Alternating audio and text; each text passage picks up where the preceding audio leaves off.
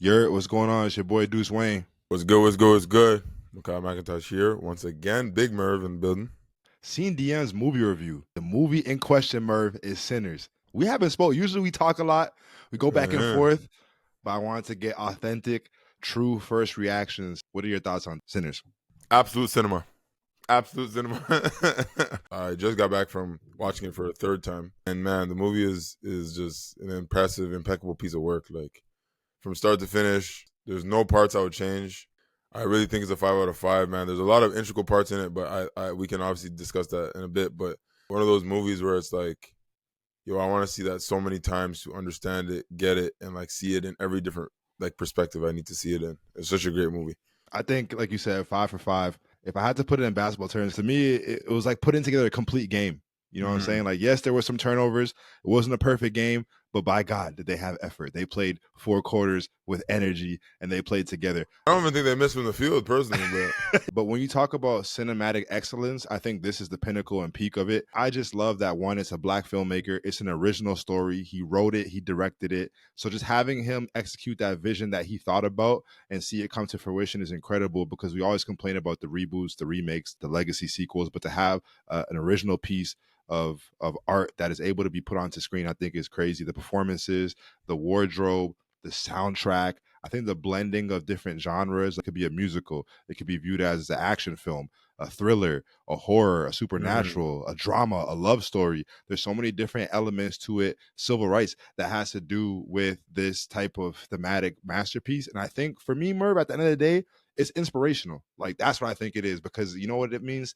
It means that there's a possibility that we can have big budget blockbusters that have something to say, that have complex themes and that have some substance to it. So I think this will encourage studios and other filmmakers alike to understand that you can have an auteur type of vision and still have the big blockbuster type of budget and still fill both sides and have that balance of the tropes of a big action film, but also the complexities of unpacking some type of mental trauma or using supernatural things to represent much deeper things. You know what I'm saying? So I think to me, it was just a showcase of immaculate filmmaking. no, it really was, and storytelling, greatly directed. The casting was amazing. I feel like the setting was great. Obviously, it was written by Ryan Coogler as well, so I feel like this story is just so like interesting to write. Like, where did the inspiration come from? What were you reading? What did you see? Like, what was the thing, and why did you decide to add in the vampires? I just talked to a couple of people that I watched the movie with, and they even said it was gonna be like a story about the twins and like their past coming back to haunt them. You know what I mean? They never watched the trailer. Like it just took a 180. That right there is just, you don't do that often. Like you don't see a movie where it's like it takes a turn and not in the way where you like even thought was possible.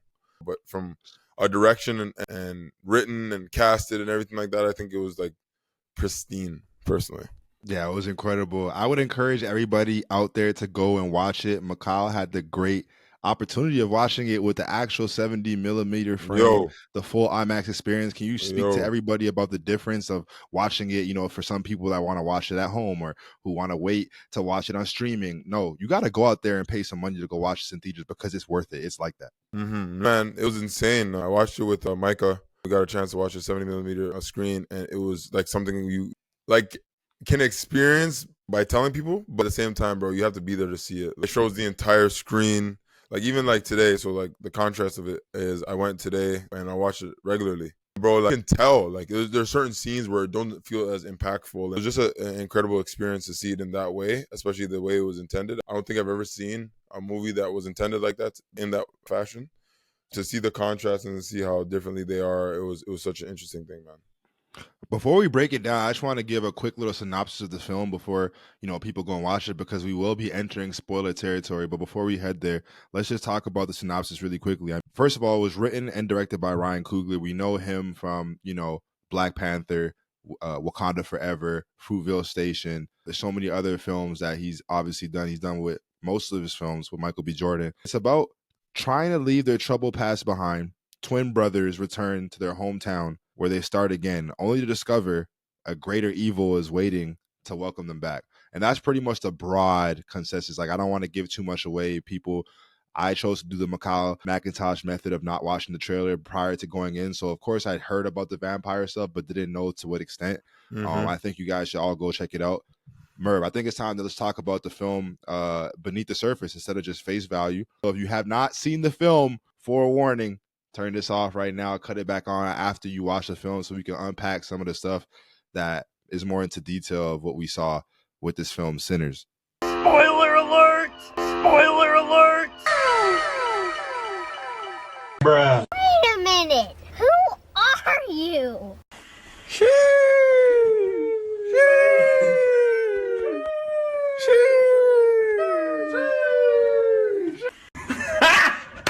Got him! Got him! All right, bro, Merv. I want to start here with Michael B. Jordan. Man, this is a guy that I feel like he's been in our lives for a long time without us even knowing it. Talk about Hardball all the time. He's in that film. The Wire, and that was probably the pinnacle of prestige TV when it comes to Sopranos and Breaking Bad and those type of shows, and he was a frequent actor in that show. He's been in some other movies. I know you love the rom-com of The Awkward Moment. Yep, of course. I was going to say that one, of course. He's did little action films. I remember him doing a couple different action films. But man, this guy is so talented. But my only thing with him in the past, obviously the Creed franchise, but that was kind of like a cheat code, man. You're following a Rocky template in a sense. You know what I'm saying? You're going to win. You're going to win if you follow the formula the right way. But for me, I feel like he did show us a lot in the Creed franchise, you know, obviously dealing with a man who didn't know how to be a father in the third one. And the second one, just trying to get his relationship and with his mom and figure that whole family dynamic out. First one, we all know what happened in that one. As Killmonger, you spoke about it before, but his ability to kind of tap into that dramatic kind of traumatic acting where it's like, yo, I have something that happened to me in the past and it's affected me to this day, but he's still an articulate, bright character. He's just kind of cynical. And then Fruitvale Station, right? We see a guy who's just at the end of his wits. Like I think about that grocery store scene where he's just begging for his job back and he was late and he was just telling the bro, like, you want me out there selling dope, bro? Kind of switch. I think he's a really talented actor. This type of role gives him full reign to be everything he wants to be. I think that this part and character, because he got to play two twins, allows him to play a wide range of capabilities that we haven't really seen from him put together in one performance or one film. I feel like I understand what you mean. I feel like the only other one I would say is Creed, because 1, 2, and 3 obviously have some complexities to them. But it's different when you do it in the way that they do it. This thought process to even like think from a directorial way, he had to think about like, okay, what is Stack gonna do here? What is Smoke gonna do there? So when he played Stack, he would have to like talk with the intentions of already saying the stuff that Smoke is gonna say. You know what I mean? Without even doing it. You know what I mean? Like he had to like with every intention do that. So like that adds a layer to the complexity of playing a role. You know what I mean? Like there's like so many layers to that. There's the layer of love. There's a layer of previous relationships. There's a layer of trauma. There's so many layers that you have to literally split into two different people and then play them simultaneously. So I feel like from that standpoint, like you said, like I understand why you say like this gave him free reign, because he could have been he was a lover boy, but then he was also a guy that wasn't, you know what I mean, in the same sense, but then hid his love. So much different aspects that they both had that I feel from a standpoint, like you said, gives him free reign to just be an actor, you know what I mean, and not be a character. The way he's able to embody the material. He was sensational at Smoke and Stack, right? You spoke about it. Just there was a distinctive difference between Stack and Smoke, and you could tell right away. Obviously, outside of the colors, one of them wears red, one of them wears blue. At the same time, it's like you have Smoke, right? Who's like a protector. He's a provider. He's the type of guy that's ruthless. He's like less trusting. He's quick to shoot first and ask questions later. And then you have a guy who's more like Stack, who's the pimp, fast talking, he's witty, chill, he's slick, chill. He'll kill you, but he's more of like he'll give you some time to think about it, and he'll do kind of stuff like that. A thinker and less of a risk taker for sure, but all about the bread, right? And so the fact that you have them playing kind of two different dualities but the same thing, for me, represents how we are as people sometimes, where you can sometimes evolve into a different stage of your life and you could start being like something else, or you know what I'm saying, like there's different elements. But I just love that. And then when you spoke about him being a lover boy, the love aspect of the story, the movie's kind of sold off of the Hailee Steinfeld and Michael B. Jordan relationship. But Merv, in my opinion, what really grounds the film is the relationship between Annie and Smoke. I mean, obviously they have a traumatic loss of their child, and even their ability, the ideal figure of a strong Black woman who, Mm-hmm. you know what I'm saying, held things together throughout the whole movie. And I think that she also, when we talked about the other episode before about just how they write Black characters, this is someone Yeah. to me that didn't fit the norms of the stereotypical way, because she was super smart, super strong, and she was there for Smoke whenever he needed it. He was the Yeah. backbone whenever he came back to the town, right? So like you said, talk about those two different characters. I think Michael B. Jordan did a great job in that love story between Smoke and Annie. I think was the most impactful thing that grounded the film. No, I definitely agree with that. I think from a standpoint, that's a situation that you can, you know what I mean, people can sit with and be like, all right, cool, that could be something I experienced. Obviously the other one was more of a racial, so you know what I mean, it's not everybody can experience that. But I feel like with Annie and Smoke, their relationship kind of came down to the love that they had for each other. They lost a child together, and he could just like not bear being around because of the loss of the child. And he like still loved her and missed her, but he was just like, yo, like I can't, like, you know what I mean? And especially coming down to the point where they like he thinks he's like so evil because of his father. In that way, like everything happens because of him in a way like that, you know what I mean? That he Just holds passed on to down, himself. hereditary. And Yeah. Stacked is the one that kind of keeps him grounded and keeps him whatever. But I feel like without Stack being there, he's like, and Annie, he was just like, yo, he was lost. That's a great point, Murray, because that reminded me at the end, because most people would be like, when you was trying to roll up at the end, he takes off the mojo, right? Yeah. So it's kind of like he kind of gave in because he knew it was about to happen. Because He gets even though ready he to didn't turn believe in it, Rambo. When he turned Rambo and got to cooking, a part of me was like, bro could really live. But that iconic scene, I think that was so monumental, of having Annie come back with the child beside him, kind of showing the afterlife. And like you said, for him, he lost his brother at this point to the afterlife, or we didn't know at this point yeah, that I we think he just that, thought he was dead. Yeah. yeah, he thought he was dead. So he lost his brother. He lost his shoddy, his main squeeze, who told him, yo, just take me out of this world. I'm not gonna be He one had of to them. kill her too. He had to kill her, which is crazy. And who killed her? Or who turned her? Who took her to? Yeah, His exactly. own broski. Like that was a trip that he yo, he couldn't sleep at night still. PTSD for sure. And then on top of that, it's like, while he was like, yeah, what else am I living for? So for him, he made that decision to want to be able to join Annie in the afterlife. And I think, like you said, that was a very intentional decision on his part, because he took off the mojo. And then, like I said, he blicked everybody, but it was like, and knowing someone that used to be in the war, I'm sure he would have known how to cover up the wound. Or if he really was, you know what I'm saying, serious, he could have He was easily scared. driven off, you know what I'm saying? But he was like, nah, this is my fate, bro. And I want to be with my family. I want to see my family again. So I think that was a great point that you just made about him just being so intentional about, like, yo, I have loss, have despair. I felt so much pain and suffering. But now Annie and I get to reach a level of, I wouldn't say redemption, but a level where they get to prevail and be together in their own way. One is living for somebody and dying for somebody. Stack picked living for somebody, and Smoke picked dying for somebody, and he was perfectly content with just dying in that moment because of that. So I feel like those contrasts is just like so crazy to the entire story. And bro, like I just think that there's so many integral parts that make it feel like so true and like real. You know what I mean? Like it adds to the story. You know, you can fake it in movies, but something about that just felt so real. So that's what made it a good movie. No, I agree. And then, so can we talk about Hailee Steinfeld for a second? I mean, she's been in Bumblebee, a movie that I really liked, I think in 2018, where she played the younger character. True Grit, I think she was in. The press run, we found out that she does She's have actually some, 1/8 black. she Yes, does have I some know. black in her. So it's funny how we, after this movie, we could definitely say she's invited to the cookout. But I mean, prior to this, it's like technically she's already invited. She's already there. She's also into Spider-Man, into the Spider-Verse for sure. Loving her in this role, seeing how she was able to kind of play Mary, I think did a lot for this film, because she served as the communicator, right? She was the one that Stack used to, yo, I'm gonna help you get this money, bro. Let's go see what we can put on the till. You said we're going under. Let me help you. I'm of fair skin. I look white, so I'm probably the best to go out there and communicate with them.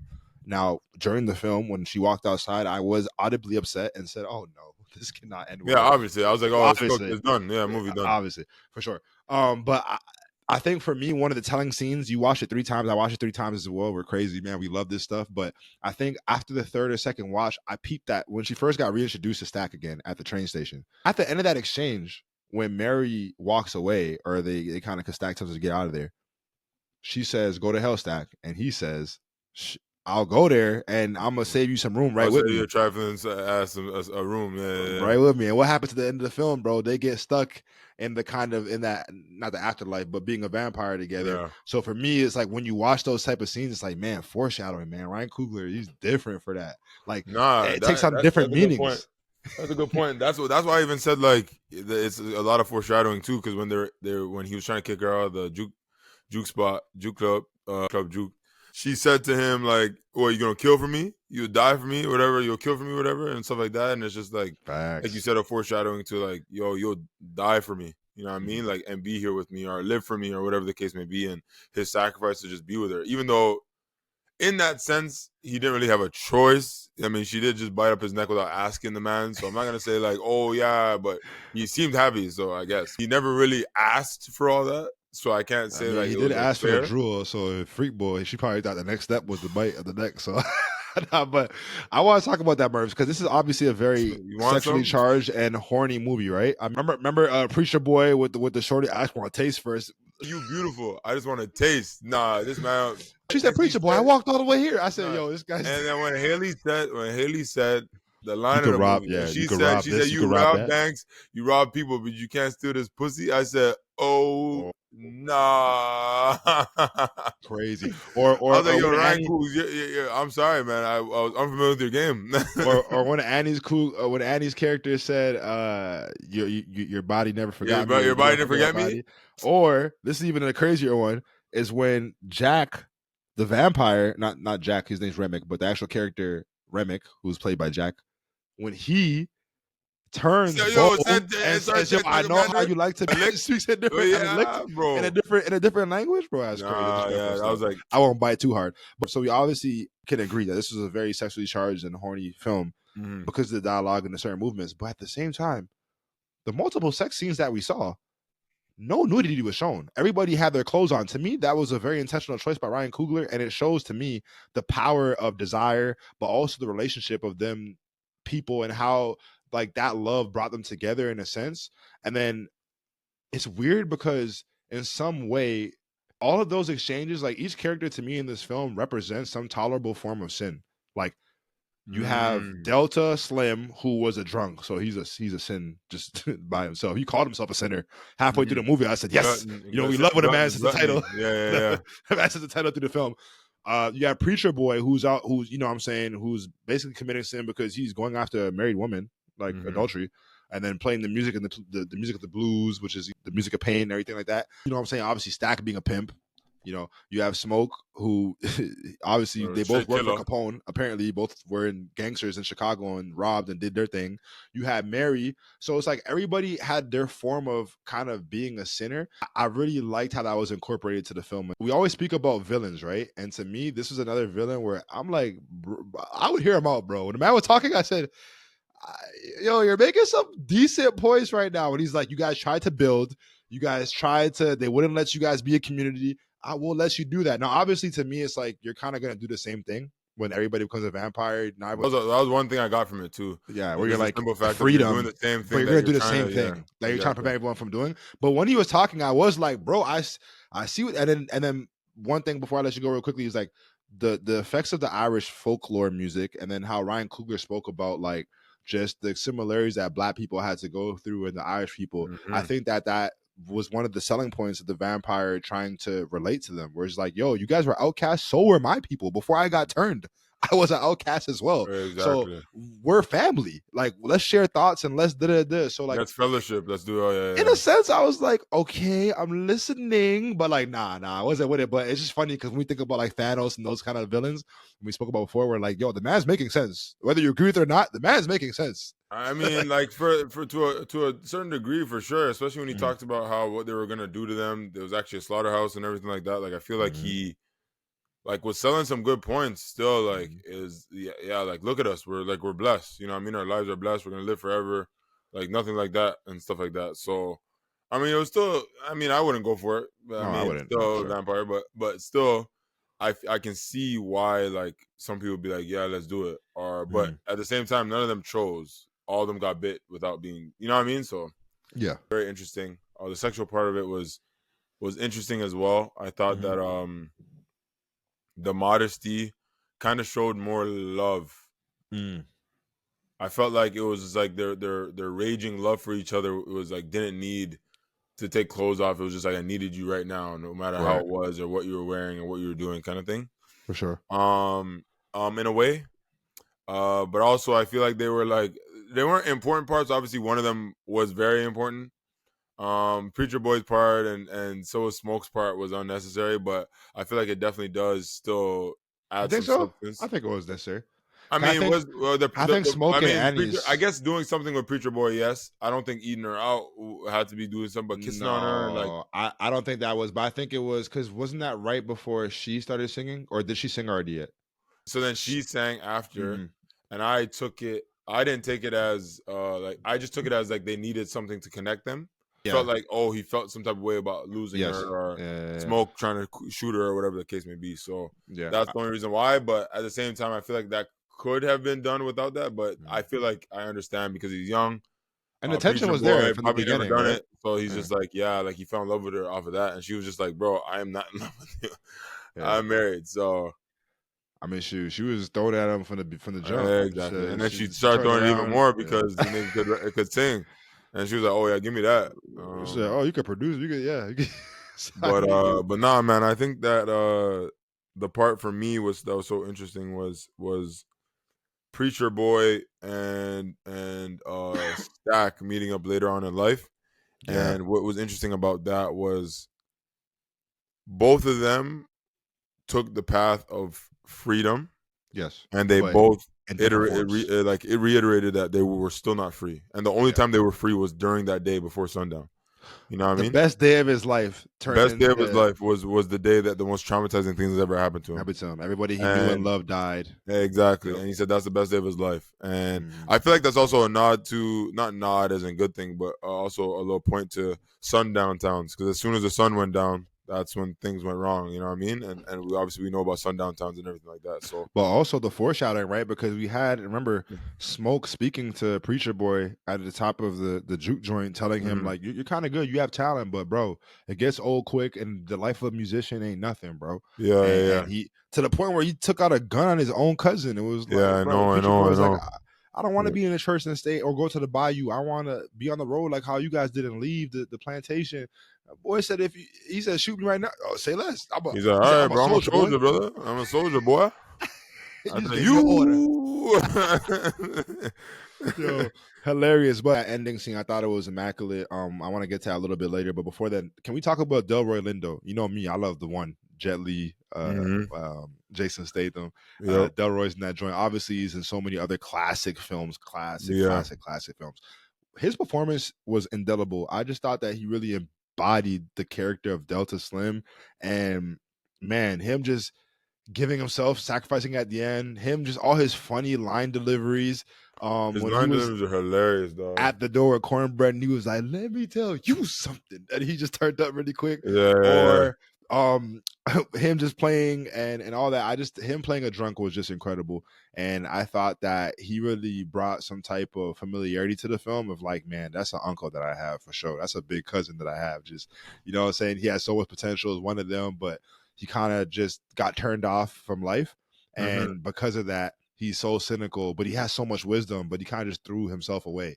And Yeah. one of the things I love about this character is, I think for me, one of my favorite scenes is when he's in the car, right? And he's with Preacher Boy and he's with Stack. And they're on the way to the juke joint after he got convinced to work with them because of the Yeah. Irish beer and all that. And he speaks after they pass the cotton fields and he sees some of the captured slaves and they're working, and he honks and he reaches The out to them and prisoners. Yeah, yeah, he yeah. tells a story about his past. And Ryan Coogler does something that I think is super cool as a filmmaker. He employs the technique of just utilizing the audio, right? Yeah, the So audio for that background noise was crazy. so as he's describing the story, it adds a heightened sense to just the detail of you experiencing the pain and loss or exactly what happened. He's talking about the singing. He's talking about losing his boy and how he flashed the money, ended up getting hung. You hear him getting hung in the background. It just brought a level of rawness that I haven't seen in the film before. Obviously, it's probably been done before, but hmm I just think to have the kind of sound be drowned out faintly in the background is just like another element to the genius of Ryan Coogler.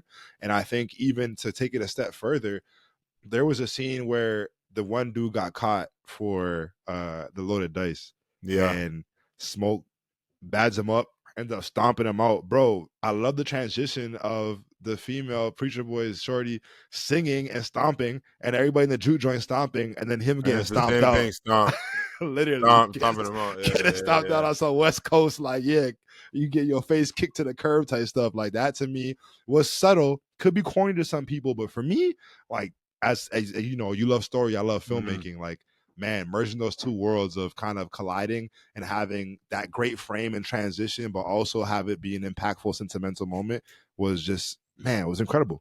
That aspect of the movie was so funny, and how they utilized sounds to play in different parts. Like even from the part where the villain, I mean the villain vampire, he like rose up, and then they used that for the girl going on stage, and then even like cornbread getting snatched up. Also, they used that. Like I feel like the sounds were like Yeah. so impeccably done that like they made you feel like it built up so much tension. I felt like with the sounds, like the sounds, you never knew if the sound was gonna be for something or for something else or whatever the case may be. So I felt like that was good, and I felt, man, Delta Slim, dog, he was obviously, I would say, the MVP of the movie, Big time. for sure, with his performance. Delroy did his thing, man. He's hilarious. His one-liners, his quick whips, and I think that like his embodiment, like you said, of Delta Slim, to like play that old, rugged, like drunk black man that has gone through traumatic situations, who sings the blues and plays the blues and stuff like that. Like that was like an embodiment of like the stories we've heard of men like that. So I feel like the way he did it and how he took all of them like under his wing, like, you know what I mean? Like Yeah. he said, those are my guys. Like these are my guys. Like this is who I'm gonna protect. He like sacrificing himself for that and everything like that. Like he was like, I don't know. I felt like his character like held the glue together. You know what I mean? Like he was the glue of the movie in that sense, because of how he tried to like just put his wings around everybody and tried to help everybody. Like, Grace, don't go outside, or you're not coming in here, or like, you know what I mean? Everything like that. Like I feel like he played that role so well, and sacrificing himself, knowing that he's a sinner. Yeah. I don't know. You I want me? feel Come like and that. get me. Yeah. I feel like how he did it, and even in the montage, or not the montage, the long shot. I think it was a long shot, right? The long shot of when they danced and everything. Was it Yeah. a long Yeah. shot or was it cut? No, it wasn't cut at all. It was Yeah, a I thought it was a one long shot. Yeah, I was thought a it was a long one shot yeah. too. So even during that time where they like they flash back to him talking to Miles, Preacher Boy, and him saying like him talking and how he talked about the ancestors and everything like that. Like you can just tell that he's passionate about it, and I felt that passion through that character, and that's why I was like, man, his character was the MVP. I felt every single feeling he felt of just like wanting to give up because of his past, drinking his past away, like, you know what I mean, just trying to make ends meet and just doing the same routine until he dies because he believes he's a sinner and that he Man, should die. just embracing, just accepting, surviving the day. Like, Which is crazy because all that took place in one day, which is insane. Which I'm we about to talk say, about all the time in all the movies. I'm cheesed that this came hey, out after we did that next time, episode, no, but you know it's gonna be a part two for sure. yeah. So This probably takes the cake on the best movie that's taking place within 24 hours, in my opinion. yeah, I Out of mean, the most talked about. there's a shit ton of things went down in 24 hours, so I'll say yes. All right, so can we talk about the music element? We know that blues is also the foundation of this film, and we know how important this was for Ryan Coogler to kind of just, to me, it was a celebration of Black culture, but just music in general. I mean, can we talk about that scene where I think it's divisive, I should say, because some people thought it was corny and liked it, and some people really enjoyed it, like, you know, the twerking part, the future of music. But for me, what I thought it represented, I wanted to ask you what you thought. I thought it was just showing that preacher boy that there are like Michael Jackson is a preacher boy. Like, you know what I mean? Like there's certain people in this world that are musical talents that have they have it. You know what I'm saying? They have that talent, that skill that when you hear them play or when you hear them perform, it transcends time. It transcends where you are. Like Whitney Houston, like certain people are such You hear incredible their voice, performers, yeah. it just like takes you out of time or place.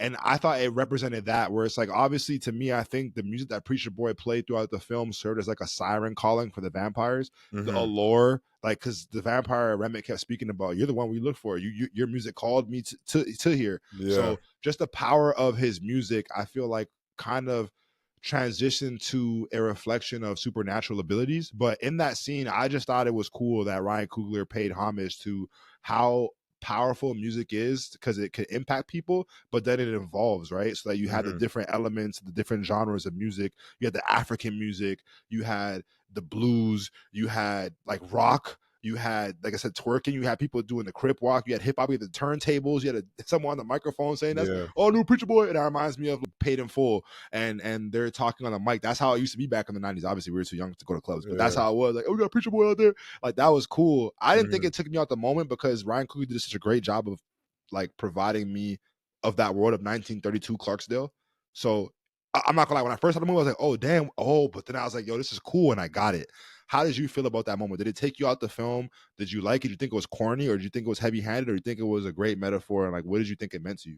It definitely was random, for sure. I wasn't expecting that, but it was just such a profound moment to show like the history of music and how we've interpreted music, Mhm. and like the future of music and how we interpret music in the future. You know what I mean? Like, and like I just feel like from that moment, it was showing like what everybody used as a sample or where he even got it from. Like he's just in a long line of A people lineage.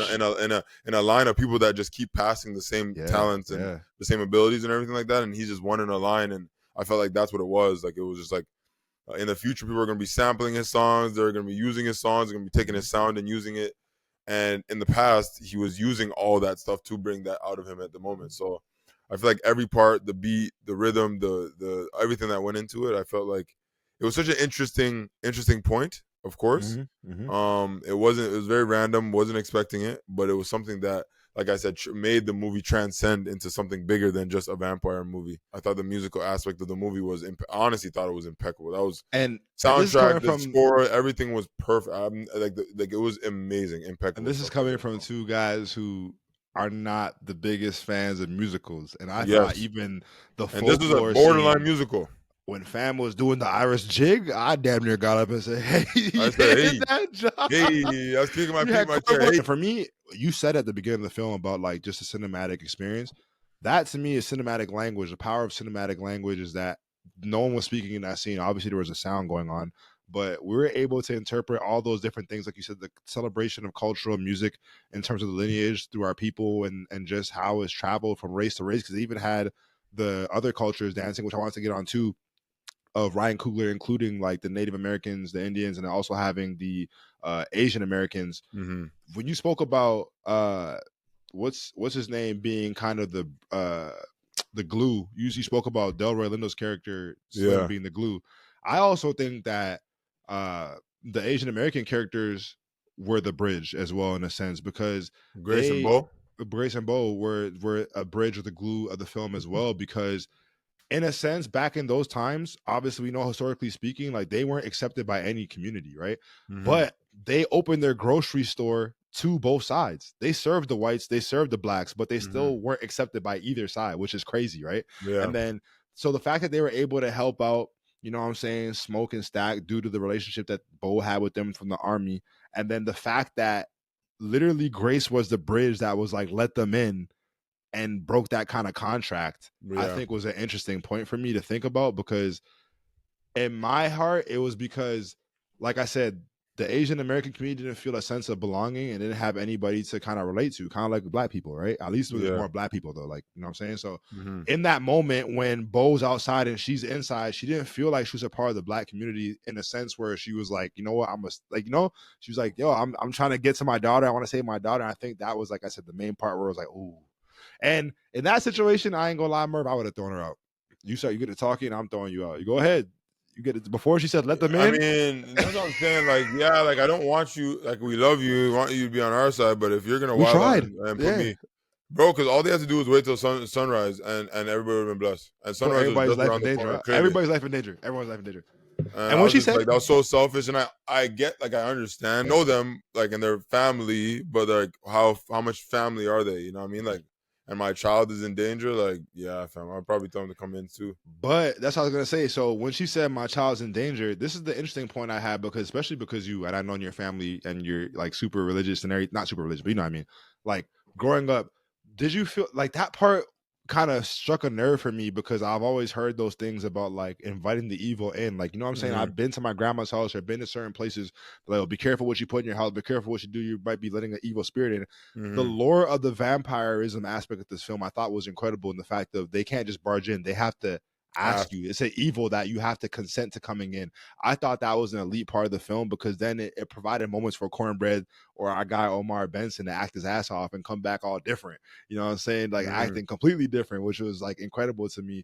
But I just think that was a cool little nuance instead of having, you know, like in the Blade universe, that would never happen. Like those Yeah. vampires don't care. They're knock Yeah. knock, we here. But in this universe where it's like a little bit more faithful to the lore of vampires, I think they did a really good job of that. And it just reminds me, like I said, of like we sometimes have the power and the choice of allowing evil to come in and out of our lives.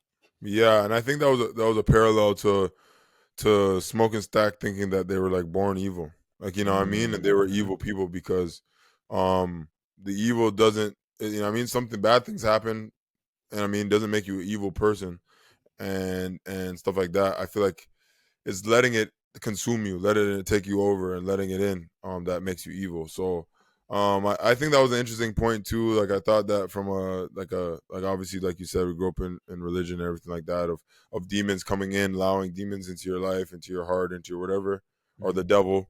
We always knew about that and how like they spoke about that, and that was an interesting point and an interesting part of the movie to add in there. It was like, yo, you need like permission, and then once you get the permission, then it's like you can't be surprised when I do whatever I want to because you gave me the permission. So if I want to bite you, you become a vampire, then that's what's gonna happen. You know what I mean? Because you invited me in, and it was just interesting to see like how he like begged to come in, not Cornbread, but the Jack, Yeah, who Remick, yeah. was Remick, Hmm. how he was like begging dang near to come in. He's like, In okay, the we just beginning too, fellowship with for the one first one. night. We fellowship for just one night.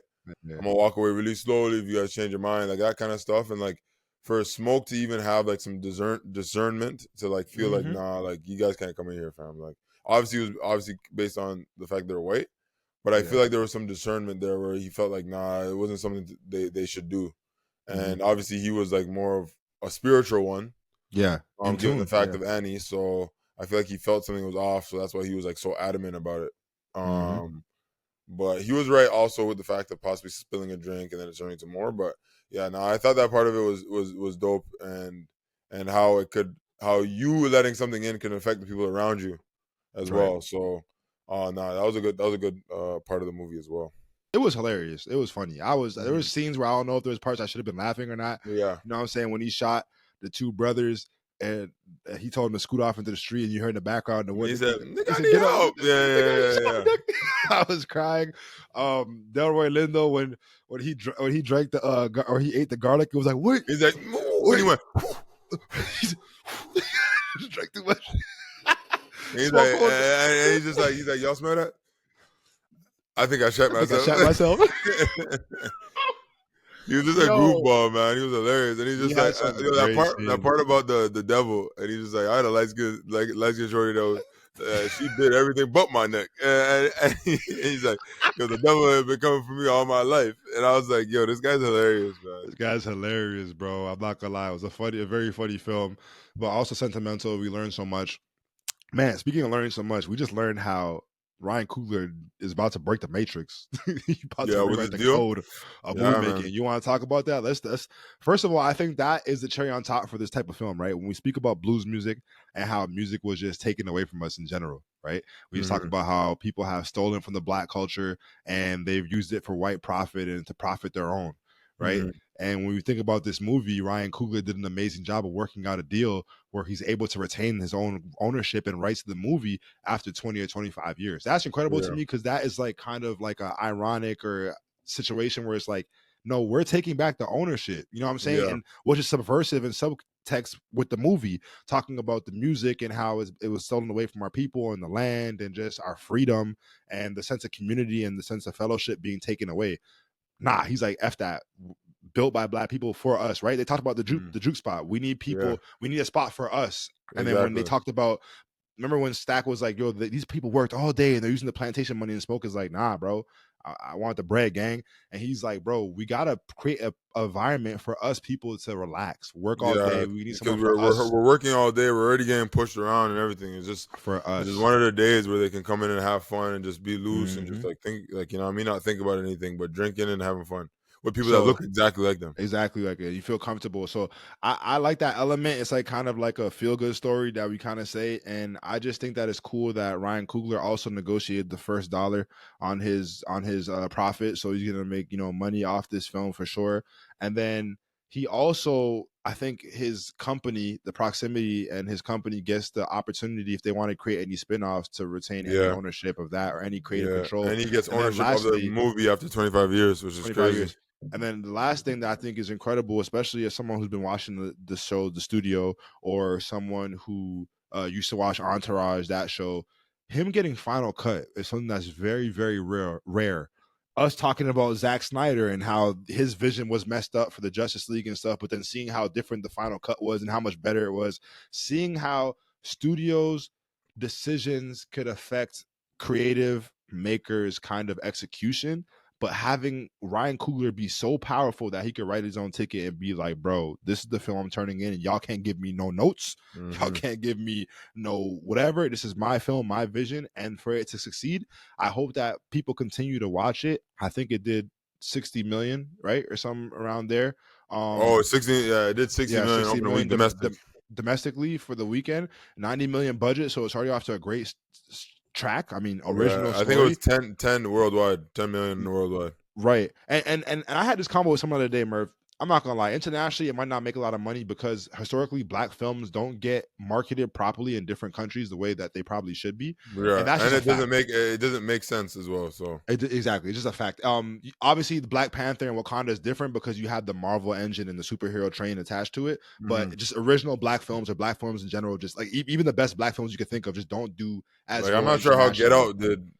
Get Out did, I don't know. or Nope, or Us and stuff like that. I'm Hmm. not sure about those movies, which are obviously showing The same, yeah, a different type of struggle in each movie. So I right. wonder how that was. But But what do you think about him breaking the code? Do you think it's gonna break Hollywood, or you think not everybody has the same amount of juice to do what he's doing in the first place, so it doesn't really matter? Or because I there's gonna be mean, other directors who are gonna be like a James Cameron is probably gonna be like, you know what, I want that. You know what I'm saying? They're gonna those you know how guys it do is in the get those NBA. though. That's Yeah, that's the thing. Those true, guys do true. get those opportunities. Like those guys get to own damn near everything they got. You know what I mean? It's just very Hmm. rare that a black man gets to do it. And obviously, as we see Tyler Perry getting his own studio so he can do something like that. Like, you know what I mean? Studios are would never usually do that. So Hmm. um the guys like what's it called? The Russo brothers that can get 300 million plus budget. You know what I mean? Hmm. It's like outrageous and stuff like that. So they must trust them and have some whatever in them. So Facts. Ryan Coogs to get something like that, I feel like is groundbreaking for our demographic, but also groundbreaking for young and up and coming directors of any race and shape of size or anything.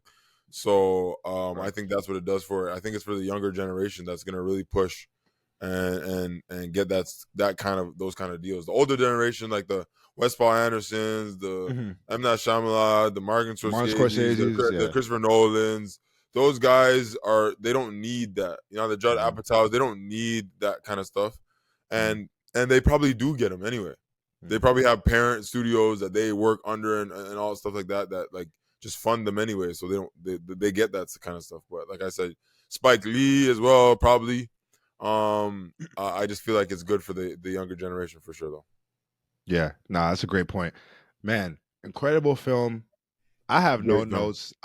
This is, I guess, will be my last question, brother. What are your thoughts? I know it's early, but I'm just asking from now. Do you think that there should be? Do you think there's a world for a sequel? Because you spoke about the post-credit scene, Mm. right? Which some people missed out. When I saw them get up and leave, I was like, you know me. I learned my lesson from back in the day. I'm waiting, bro. Oh, And plus, easily. I'm actually interested in who people are now. I'm like, oh, that's a gaffer, same gaffer from from Yep. that Marvel show. Yep. That's crazy. Oh, it was shot in Montreal. Damn. Damn. That's fact. So just seeing the post credit scene, seeing how cool it was from to create the world of the '90s, and then seeing Stat come back, explaining his reasonings, Hailee Steinfeld, like you said, the duality of them two getting what they wanted, the twins, but also Sammy growing up being the blues player that he was and kind of leaving the church and then doing what he did. Do you want also? They briefly spoke about the Indians when they came to hunt the vampires. They didn't really explain it. That's one thing I wanted to say, Murph. This film did a good job of like they didn't over explain stuff. Like we knew the brothers came back from Chicago. We knew they were working with Al Capone or some gangsters. We knew they had some money, but they didn't spend like they didn't have like a flashback scene. They didn't have like, you know what I'm saying? It was Yeah. through like dialogue, smart War, screenwriting. war wasn't. It was just talked about. There There's was no no need to go to scene of flashback. them at war with Bo back in the Saves money day. too. You Saves know what I'm money for sure saying? too. Saving Bo's life, and now Bo is forever indebted to him. Like, you know, I feel like other movies would do that. You know what I'm saying? Back in the day, Stack and Smoke saved Bo, and now Bo, Yeah, like, nah, they didn't exactly. show Yeah. that.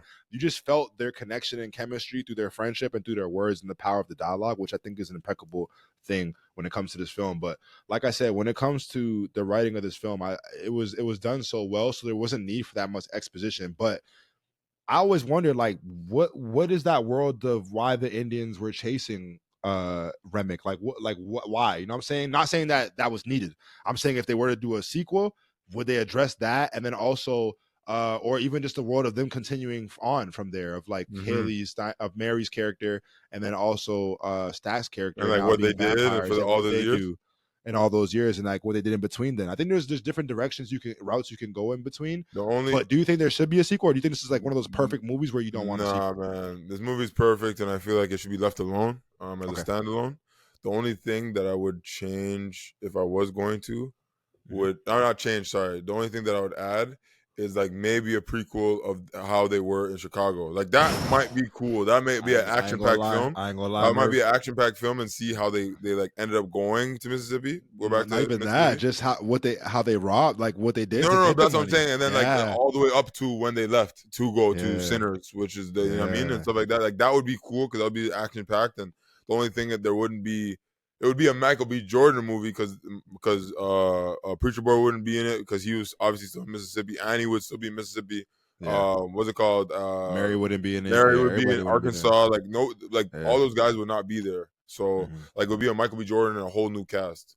That's Right. what make it prequel, which would be cool, obviously, in some Mhm. sense, like a gangster movie from the 30s and how they got away with it, kind of thing. Mhm. That's the only thing I would do, and maybe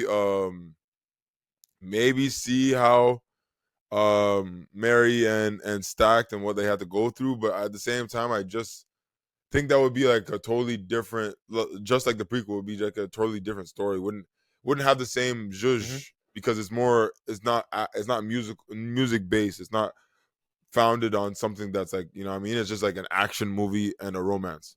You know what I Yeah. mean. That's what they would be. You know what I mean. And maybe it'd be an action romance with Hailee and Michael B. But at the same time, I just feel like that was like I feel like you should leave well enough alone. I feel like they Ryan did that so that they couldn't and then ruin it.